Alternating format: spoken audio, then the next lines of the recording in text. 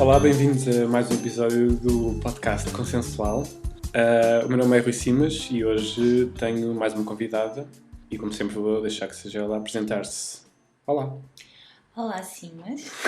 Olá, quem és tu? Eu sou a Anitta, nome original Ana Luísa Costa, mas toda a gente me chama Anitta e é assim que eu me vendo também. Assim tu te vendes? É assim que eu vendo o peixe. Portanto, eu sou amiga do Simas, não sou? Não é por isso que estás aqui. Também é por isso, Não, mas é não também é só por isso então. Sim. Não tive de fazer mais nada para além de ser tua amiga. Tiveste. Não é como os outros convidados. Não, não, só pela tua qualidade também enquanto artista que eu te trouxe aqui, mas não é só por amizades. Eu sou uma artista de variedades. Sim. No fundo, eu conheci o Simas num dos meus espetáculos de stand-up comedy. Exato. Que é isso que tu fazes e que é isso que eu também faço. É por isso faço. que és conhecida também. E também é por isso que eu sou conhecida. Também, mas não só. Sim, tenho outras variedades.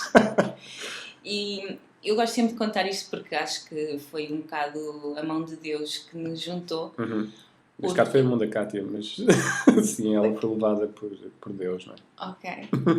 Porque eu no final dos meus espetáculos, na altura, principalmente, leiloava sempre um DVD porno. Isto foi há 2 anos para aí, não é? Não, foi na altura em que eu comecei. Portanto, eu comecei a fazer stand-up comedy no final de 2014 e isto deve ter sido em 2015. E eu nessa altura, no final dos espetáculos, leiloava sempre um DVD porno e pedia sempre a alguém do público para ir a palco. Exato. Que não sabia bem o que iam fazer, obviamente, caso contrário ninguém iria. Já assim era difícil. Exato. E pedia sempre a essa pessoa para ler a sinopse, não é? Sinopse do DVD. E o Simas, obviamente, voluntariou-se para ir a palco, sem saber aquilo que ia fazer.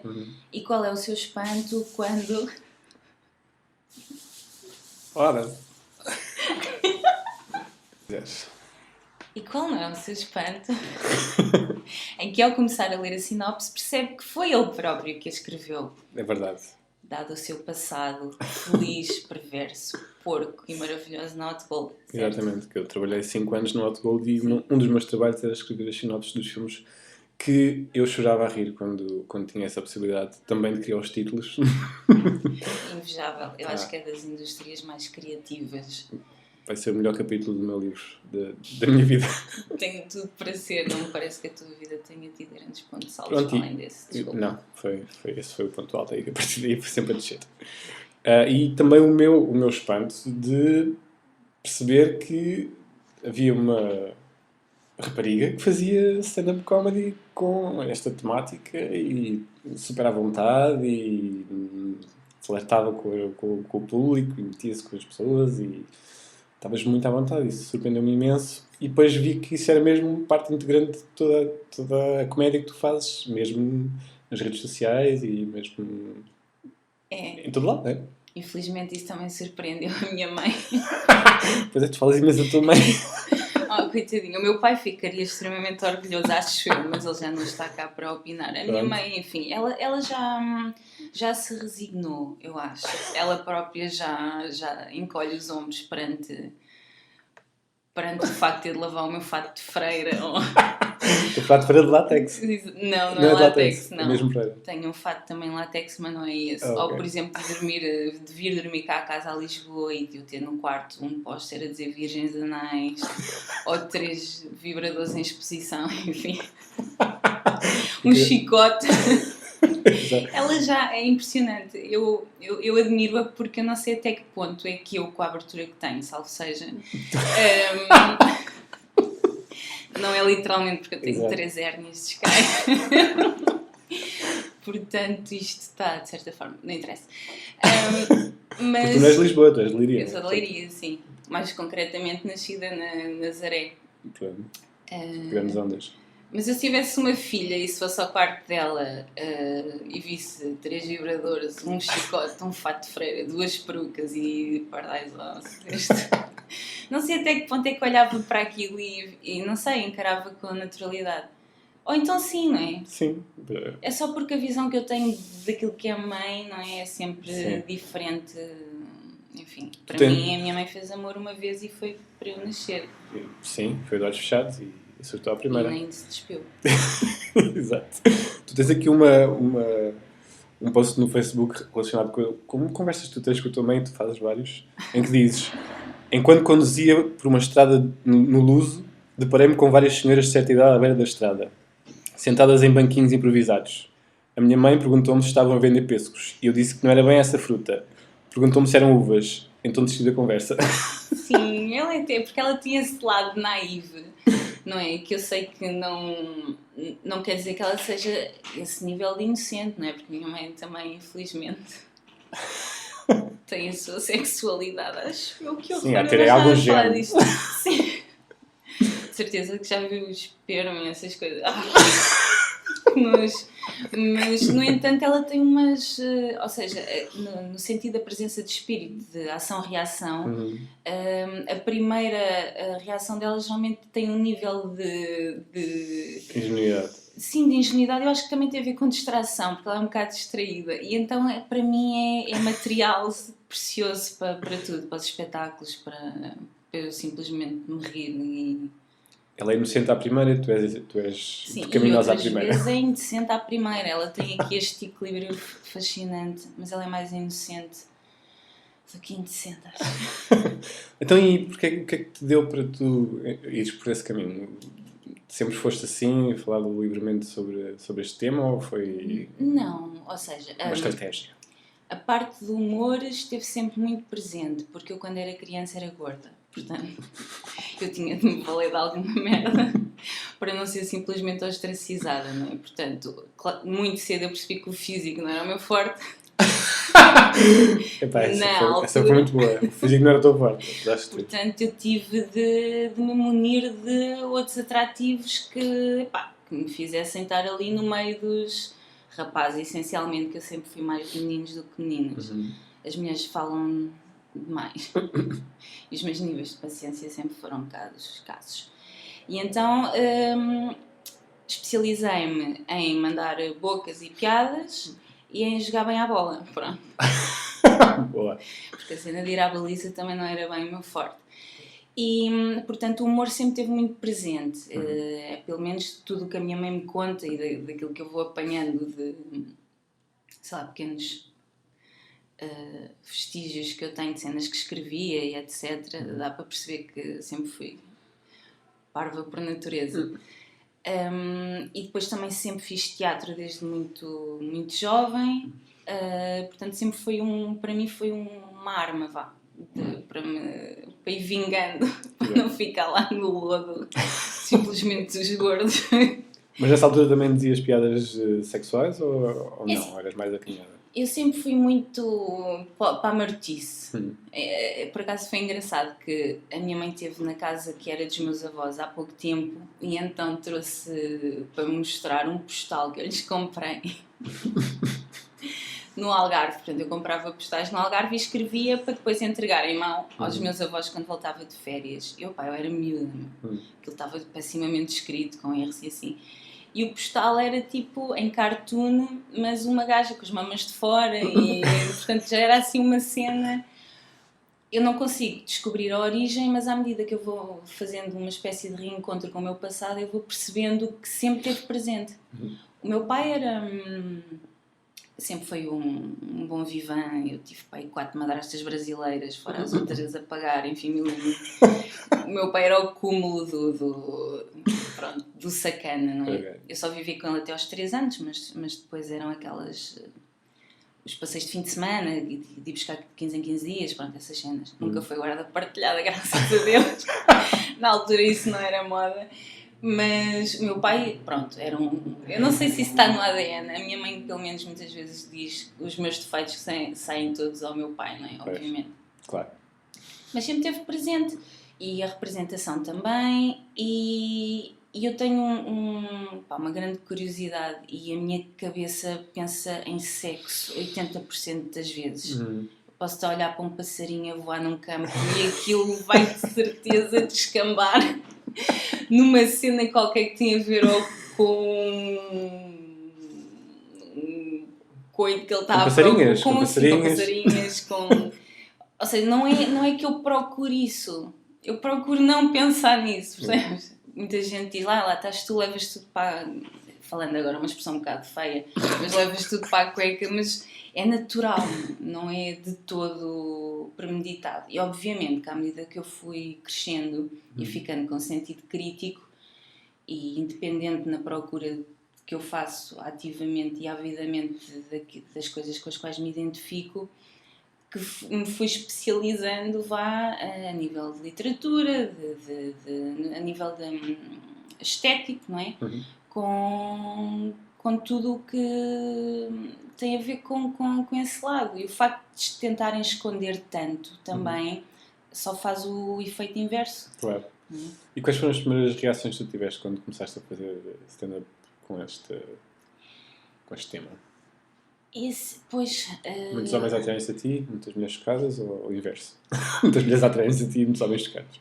O que mais me espantou, admirou, foi realmente o público masculino a tirar-se. Pronto, isso não é ser arrogante, mas é a história de... Bem, não interessa. Não é por Agora aí. já não precisas do humor para te... Sim, não exato.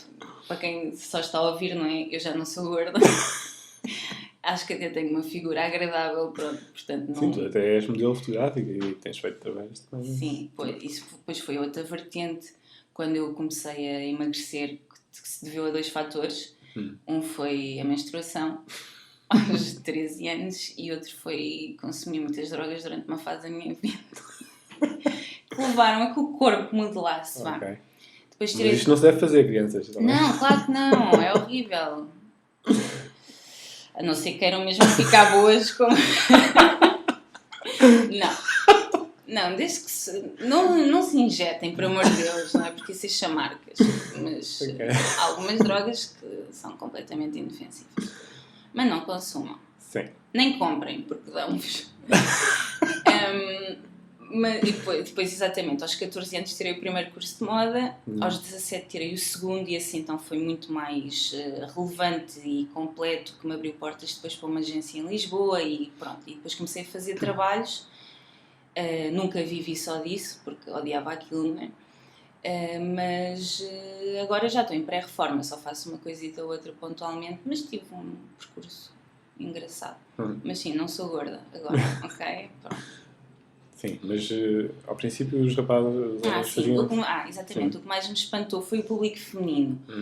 Porquê? Primeiro, a nível de stand-up, levo uma personagem a palco. Não faço o stand-up mais convencional, o que muita gente também... Faz lembrar um bocado o fado, que é muito criticado quando não é o fado tradicional, não é? E a mim também, eu já senti e já ouvi algumas... não é poucas, algumas críticas, mas são bem-vindas, obviamente. Por eu fugir um bocado, ou seja, para eu acrescentar ao stand-up uma parte mais teatral. Há quem goste mais do lado mais puro do stand-up. Mas eu faço isso mesmo porque, como tenho a vertente de representação, é uma forma de eu matar saudades também desse lado. Para mim, para um palco, eu só falar com o meu tom de voz normal, mandar piadas, sim, é giro, mas se eu puder fazer diferente, obviamente e também, faço. Não sentes que as pessoas te desculpam um bocadinho se for a Anitta a dizer determinadas coisas do que se fosses tu a dar a tua opinião? Porque a Anitta é aquela menina inocente que de repente manda assim uma grande... Sim, se eu dissesse algumas coisas que digo de forma natural, eu estava crucificada já, muito provavelmente, e havia sítios onde eu não ia outra vez. Só que é um bocado perdoado, exato, como tu estás a dizer, porque é uma menina tão inocente, não é? Que aquilo nem dá para... É quase desculpado, não é? Exato. É perdoado. Porque é dito com suavidade e com esse lado naivo que também às vezes vem da minha mãe, exatamente. Mas o que mais me surpreendeu foi de facto as mulheres, porque eu tenho alguma carga sexual pela forma como vou a palco, a peruca, a roupa que escolho e também pela temática. Aqui se calhar abro parênteses para dizer que eu, quando comecei a fazer stand-up, era patrocinada por uma sex shop, que era a La Lunga, do João Correia. Mas como é que isso aconteceu? Foi a primeira sex shop que foi ter contigo? Ou foi Sim, tipo, foi o Natal que veio ter comigo. Epá, eu fui um colega, acho que foi o Jorge Monteiro, que é um louco que também está ligado ao humor, assim, uma cena mais underground, e ele é completamente louco, eu gosto muito dele. E ele conhecia o João Correia e ele acho que fez a ponte. E depois o João veio falar comigo a dizer: já ouvi dizer que tu fazes stand-up e que abordas algumas temáticas mais ousadas, e fez uma proposta. Portanto, durante muitos meses eu tinha um plafond mensal. Okay. Meu Deus, fui tão feliz nessa altura. Daí os vibradores em exposição. Sim, e as perucas e o fato de freira e chicotes e cenas. Porque em troca dele me dar X cenas por mês, eu depois fazia obviamente publicidade e usava os DVDs deles. Por acaso DVDs é tudo da minha coleção privada, sim. E então, pronto, a acrescentar à questão da estética também vinha então a parte de conteúdo que abordava obviamente sexualidade. Nunca de forma óbvia, sempre, ou seja, um vibrador nunca era um vibrador, não é? Era outra coisa qualquer que por acaso que vibrava. Exato. E que no fundo era um vibrador. Mas as mulheres, eu reparava quando eu entrava em palco, não é? Então as que estavam com os namorados, quando estão acompanhadas pelos namorados, que eu sentia aqueles olhares para mim e para eles, não é? Tipo, vê lá o que é que tu fazes. Mas era engraçado depois ver a inversão. Ou seja, os homens a desaparecerem nas cadeiras e elas completamente do meu lado. Isso foi acho que é das melhores experiências que eu tenho a nível de stand-up, porque há uma desmistificação total daquilo que é o pacote, salvo seja, para depois quando eu começo a falar e elas percebem que não, que ali está a mulher representada e que os homens não intimidam e não têm lugar para estar com. E que às vezes até acontece ao contrário, tu até intimidas, quer dizer, é possível que os homens também se sintam um bocadinho intimidados pela tua abertura total e a tua vontade, não é? E porque normalmente há aquela questão de os homens falam tudo. Exato. Sim, isso é uma boa palavra, assim, intimidados. Sim. Intimidados, e tu adoras isso, não é? Eu adoro isso. E Isso alimenta-me. E só chamavas homens ou chamaste mulheres para fazer aquela parte do DVD? Não, eu geralmente chamo qualquer pessoa. Só que as mulheres, por norma, são mais retraídas. Acho que nunca foi nenhuma mulher, efetivamente. Nunca foi? Acho que não. Pois, nunca tiveste essa experiência. Não, geralmente são homens, sim. Pois. Mas chamavas de propósito ou dizias quem quiser vir? Eu digo, sim, falo abstratamente, sim. Peço um voluntário ao palco, alguém ao palco. Então, e assim, uma situação qualquer que tenha mesmo surpreendido, que tenha marcado esse percurso? Lembras-te de alguma coisa? Assim, a tua, sem dúvida, não é? Sim, tanto marcou que estamos aqui. Sim, exatamente. Depois, a nível de haters, tive só 2, mas foram situações importantes para mim, porque eu confesso que nunca tinha pensado nisso. Ou seja, se eu tiver um hater, alguém a mostrar agressividade ou interromper um espetáculo, o que é que eu faço? Nunca tinha pensado nisso, nunca tinha pensado num plano B. E foi importante passar por essas situações e ver realmente a forma como resolvê-las, que é guerra. Sim. E nas redes sociais, como é que é o feedback que tens? Geralmente é positivo, e eu nas redes sociais tomo uma postura que eu adorava ter na vida e não posso, que é não gosto de bloqueio. Exato. Como na vida não posso, não gosto de mato e a presa, não é? Portanto, eu nisso não sou muito, tenho um lado muito nazi. Porque, e para mim não faz sentido, porque tu segues alguém, é uma opção tua, não é? Se tu não gostas, não segues. A postura de não gostas e queres mostrar que não gostas e que tens ódio dentro de ti. Não gosto de na fila da frente. Não faz sentido, não. Para mim nunca fará sentido. Portanto, eu simplesmente elimino, bloqueio. Obviamente, primeiro mando para e depois bloqueio. Exato. Por exemplo, tens uma aqui que diz: a dinâmica dos glory holes sempre me fez confusão.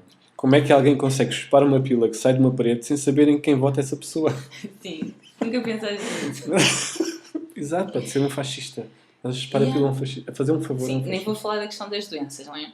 É porque Sim, essa é se vais para um óbvia. glory hole não estás a pensar nisso, obviamente. Não é? É, não é? Sim. Mas como é que é possível? Nessa altura andei a papar bué de vídeos de glory holes. Porquê? Porquê? Sim. Porque eu gosto de falar se conhecendo bem a matéria. Tal como tive uma fase em que só via porno gay, meu. Mas estou a falar de homens, não estou a falar de mulheres. Sim, realmente Não, porno gay fascina-me. nunca mete mulheres. As mulheres Pois. já estão inseridas. Não, mas eu já disse isto e houve. Mas que é de mulheres? Eu, não, de homens. Pronto, enfim. Sim. Porque gosto de... lá está, é a questão da curiosidade. E eu gosto de ver para perceber ou para ficar simplesmente enojado. Muitas vezes é o que acontece. Muitas vezes eu acabo tipo 10 vídeos e penso: caramba, Ana, porquê que tu fizeste isto a ti próprio? Como é que tu agora vais dormir? Canoas, como é que tu vais olhar agora para aquele teu colega de trabalho que faz isto? E que gosta e... O colega de trabalho que faz isto? Pronto, colegas que são gays e fazem aquilo que eu vi. Mas provavelmente a pessoas menos musculadas. Pois, são malucos para tudo. Lá está, quando trabalhei nessa empresa, eu tive de ver imensos filmes porque eu fazia a programação do canal Hot, né? E tive de ver imensos filmes para escolher quais é que vi. E eu quando decidi que queria pôr filmes asiáticos no canal, foi a pior coisa que eu alguma vez decidi na vida. Eu tinha de ver os filmes com um pacote de Alka-Seltzer ao lado. Porquê? Porque os asiáticos têm ideias que não lembra a ninguém. Pronto, já tenho esta noite estragada porque agora chego a casa e é isso que eu vou ver. São mesmo coisas... Lá está. Mas isto é uma discussão e é um debate que eu tenho com várias pessoas que é sobre a liberdade sexual e o condicionamento sexual. Não é? Tipo, pelo que se percebe do porno que se faz nos países mais conservadores, a tendência é para que façam coisas um bocadinho mais deslocadas e mais fora da caixa. Porque há ali muita coisa que não sei, isto está em debate, mas como há tanto constrangimento, tanta pressão de desejos, tanto tempo sozinho, não é? A pensar o que é que faz sentido, o que é que não faz sentido, o que é que eu gosto, o que é que não gosto, depois chega-se a um ponto em que só se faz tudo de acordo com uma determinada cartilha, não é? Tipo, o sexo é isto, portanto não pode ser tudo que seja fora disto, não é sexo. Então pronto, então vamos gostar de coisas completamente... E as pessoas que se calhar eram freaks viram freaks. Exato, é isso que eu notei quando comecei a entrar nesse universo de uma pornografia mais...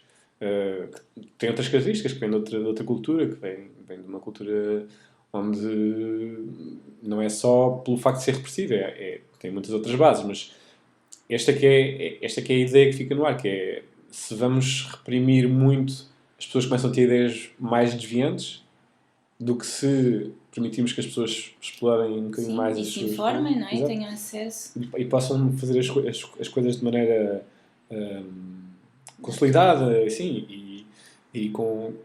Lá está, com um caminho aberto, em vez de ser só abrir portas fechadas e a tentar ser o mais malucos que o outro. Qual foi a categoria até agora que mais te... não é chocou, mas que mais impacto teve em ti? Que mais te ficou na cabeça? Tipo... Entre a escatológica e com animais, são duas categorias que, quando eu me deparei com elas, marcaram-me um bocado, porque era aquele pensamento, ou melhor, analisar aquele pensamento foi muito difícil para mim tentar perceber porque é que aquelas pessoas chegavam àquele ponto e porque é que aquilo era excitante para elas, o que é que elas viam de estimulante naquelas situações. Foi um bocado difícil. E nunca cheguei a perceber, porque nunca cheguei a conhecer pessoas, e conheci algumas, que já tinham tido experiências com alguns animais ou com cenas mais catológicas. O meu namorado era um animal. Sim, há pessoas que são animais, mas é diferente. É diferente do que ser com animais especificamente. Mas, por exemplo... Calculo que seja. Não, a sério. E eu, por exemplo, eu vou dizer uma perspectiva masculina que eu senti que depois também foi partilhada com outras pessoas, com outros homens que também partilharam a mesma opinião comigo, que era... Os animais são... Ou melhor, ver filmes porno com animais é muito... Mexe muito com muitas coisas dentro de ti, ok? Mas, por exemplo, eu vi muitos filmes com cães, com cavalos, com... Já viste algum filme com aves? Já. Tu estás a gozar. Sim, já. Com aves? Sim, galinhas e tal. Já vi um com porco, vi um com enguias. Declaro-me arrependida Yeah. de ter feito esta pergunta. Pronto, vi imensas coisas assim meio estranhas. Desculpa, disseste enguias. Enguias, Ok. yeah. Vivas. Mas eu vi um com cavalos em que as mulheres eram muito bonitas. E aquilo fez-me sentir menos nojo, não sei, pronto. Fez-me sentir isso, eu me sentia, pá, isto tem qualquer coisa de belo aqui, porque implicava uma superação da parte delas, uma entrega da parte delas, uma disponibilidade delas, pá, serem... Sim, arranjaste entradas tempo na por- tua agenda para incluir um Não. cavalo. Fazia parte do meu trabalho. Fazia parte do meu trabalho. E tinha que ver porque havia pessoas que pagavam para ver aquilo no canal. Não, estou a dizer- tinha que ver. Enquanto mulher, arranjar disponibilidade na agenda para... Exato, não era só na agenda, é mesmo disponibilidade física. E, pá, e aquilo não sei, Percebo, não comecei a causou a perce- aversão... que- deixei de ter essa aversão toda, mas lá está, isto é uma perspectiva completamente masculina, que era, a mulher era atraente, então de repente aquilo já estava a valer, estás a ver? Ok. E houve vários homens que partilharam a mesma opinião comigo, que é tipo, pá, se a pessoa não é atraente, nunca vai dar nada, tipo, nem o sexo normal. No caso da enguia não era atraente.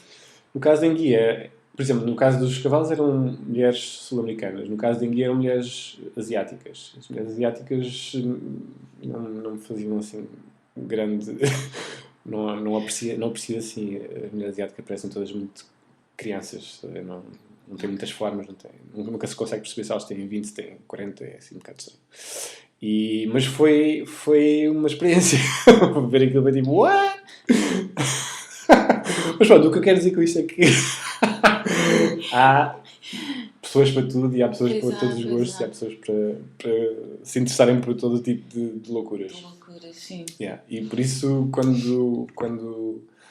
quando abordamos estes temas e jogamos com estas coisas todas, porque há muita gente que, por exemplo, tem aversão não, é um sinal proibido, queremos enverdar pelo tema da religião e do sexo. Tu agora, por exemplo, foste a Roma e estiveste com o Papa e ele disse, não, está tudo bem. Sim, claro, ele disse. Tem que ser menos de... Pelo menos quando eu Como me nós de 15 rocei anos. no busto dele, ele não se queixou. Exato. Então, olha, eu Fiz ia... aquele brrr com as mãos. À conta disso, ia-te pedir para leres aqui um pequeno texto que tu escreveste. Que eu no escrevi? Facebook, sim. E que... para ficar com a tua voz, que é para não ser só eu a ler. Queres que eu leia isso tudo? Sim. Para termos um bocadinho de tua... Ok. Então. A minha avó ensinou-me a rezar quando eu era bem pequenina. Antes de dormir não tinha hipótese. Joelhos no chão, mãos unidas ao peito e cara de contrariada a pedir algodão doce no céu. Continuei a rezar até tarde e só parei quando ela morreu. Atualmente, as raras vezes em que o faço devem-se a crises de insónia em que vale tudo, desde ovelhas ao anjo da guarda, quando sei que fiz merda da grossa, quando algum morto faz anos, quando coloco Deus num laboratório e faço experiências com rezas para ver se resulta e, acima de tudo, quando estou muito bêbada. Rezar bêbada é um exercício criativo ridículo o suficiente para o considerar hilariante. Só não o faço de joelhos porque depois fico marcada e ninguém vai acreditar que estive mesmo a rezar. True story. Dessa forma. Claro que o álcool leva a confissões pesadas, assuntos perturbadores, negócios sujos a pedidos macabros e a narrativas interraciais. Aproveito para dizer que estou a vender a minha santa por um bom preço. Tem imenso valor sentimental porque me acompanha há muitos anos, mas acho que ela já ouviu o suficiente. Desde sábado que ficou com este ar dramático que me incomoda. Ainda por cima não me lembro de nada do que lhe disse, pois aqui a foto ia fazer mais sentido. Que ela está muito Ela está chocada. E isto foi num museu em Marvão, se não estou em erro, em que vi cenas brutais. Ela está com os olhos super arregalados. Havia uma cena que eram bolinhas de sabão azul, ok? Tinhas um recipientezinho de barro e tinhas 5 bolinhas azuis, 5 bolinhas de sabão azul. E a descrição daquela peça, era método contraceptivo. E eu perguntei à minha mãe, tu fazes ideia de que não é que a minha mãe vivesse nesse século, mas eu às vezes acho que a minha mãe sabe tudo e perguntei, mãe, tu sabes como é que isto, onde é que isto se punha, como é que isto funcionava? E a minha mãe respondeu, claro, não, mas pergunta ao senhor que está ali a trabalhar, coisa que eu obviamente não fiz, porque ele tinha um ar perturbado e eu não lhe ia falar de métodos contraceptivos do século não sei quantos. Pois, olha, exato. muito bem. Então e onde é que as pessoas te podem ver? Ou seguir, ou acompanhar? As pessoas, se forem homens interessantes, polícias, podem encontrar-me no meu Facebook pessoal, que é Ana Luísa Costa, e convidar-me para jantar. Boa. Quem quiser só ler parvoices minhas e momentos geniais de lucidez e devaneio sobre drogas, podem seguir a página Avenida Cheia de Graça no Facebook. Quem quiser ver fotos minhas interessantes, pode ver-me no Instagram Ana Luísa Costa XX. Quem quiser ver as minhas mamas pode ir ao meu Tumblr, que é O Pecado da Rosa. E Twitter, quem adora o Twitter, eu sou fortíssima. Podem procurar por, não sei, acho que é Ana_SCO. É assim uma cena. Capaz. É capaz. Não sei. Se não, procurem, não sei. Falem comigo. Sigam os links. Exato. Sim. Pronto, olha, foi um enorme prazer. Foi muito prazeroso. Isto foi por caminhos inesperados. Sim, em guias. Em guias. Olha, é a melhor maneira de tu vendes este peixe de hoje. Estive com uma convidada que já não é gorda e falámos de sexo com enguias. Com guias. Foi... marcou-me. Se este podcast não for o que tiver mais audições. Exato. manda a toalha ao chão. Ok. Não, tiras uma foto. Ou tiro a roupa. Exato. Então, olha, muito obrigado por terem ouvido mais um episódio do Consensual. Tchau, mãe. Não se esqueçam que só é sensual se for consensual.